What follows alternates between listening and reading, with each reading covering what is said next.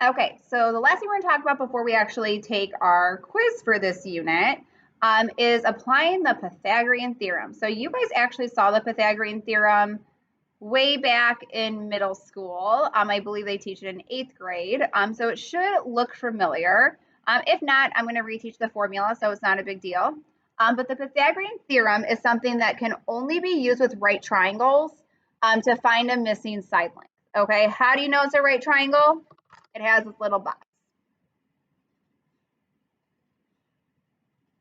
Okay, so you see a little box like that, that stands for right angles. Okay, and we'll actually talk about that in our next half of our unit. So we'll all be pros at that by then. Okay. All right, so Pythagorean theorem is c squared equals a squared plus b squared. So for this kind of problem, again, it has to be right triangles. And it helps you find a missing side. Okay. The biggest thing to make sure that you remember here also is that C is what we call the hypotenuse. And the hypotenuse is the biggest side. And it's also across from the right angle. I should have left myself more room. Okay, so that's really important to make sure that you know A and B are just the other two sides. Okay, we call them legs. We'll get to that again, more probably second semester, a little bit at the end of first too. Okay, all right, so I like to start by labeling my triangle with C's, A's, and B's. So the first thing I always look for is what side is the hypotenuse. So we said it's the biggest side, and it's the side across from the right angle. So in this first picture, the side that's across from the right angle is X. I'm going to label that C. The other two sides, it doesn't make a difference. You can call either one A, either one B. So I'm going to go ahead, take these numbers, these variables, and plug it into my formula. So I could say C squared, which here is X, equals A squared plus B squared. And when we solve these, it's not in the directions, but I'm going to tell you to do that this way because this is how your quiz is going to be and your test. We're going to write these in simplified radical form. Okay, so I'm going to solve this like I normally would start solving things. So order of operations, we're going to do 24 squared, which is 576, and 7 squared, which is 49.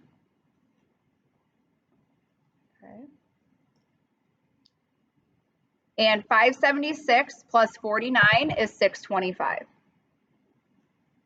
I would never give you a number this large that has to be simplified by breaking this number apart.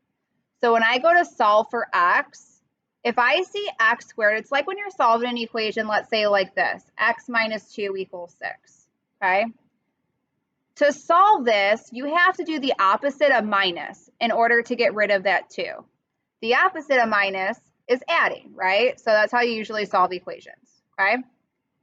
The opposite of squaring something is square rooting something. So in my calculator, I would take 625, I would take the square root, and you get 25. And that's it, okay? We're going to do the same thing for the other two examples. So my side across from the right angle is 10. My other two sides are A and B.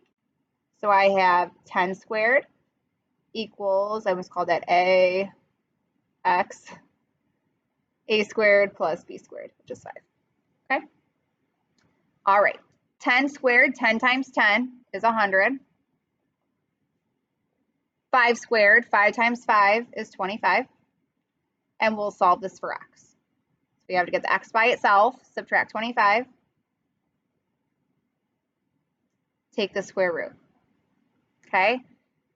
Since we're writing this in simplified radical form, I'm going to think of factors of 75. I can do 1 in 75 or 3 and 25. You can also do 5 and whatever 5 times that is. I think it's what, 13, 14. But I already know it's going to be 3 and 25.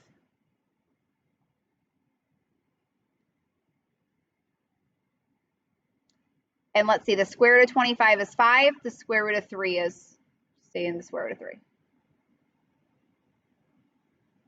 And that's your final answer. Okay, we're going to do one more. The side across from the right angle is C. The other two sides are A and B. Okay, so that would be x squared equals a squared plus b squared. Your numbers are not always this big. I don't know why they're so large right now. I'm sorry. So x squared equals, and 36 squared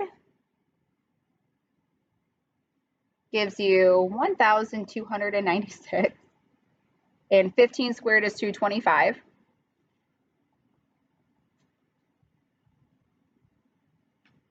And together that gives you 1,521. And again, I would never give you a number that large that is not a perfect square.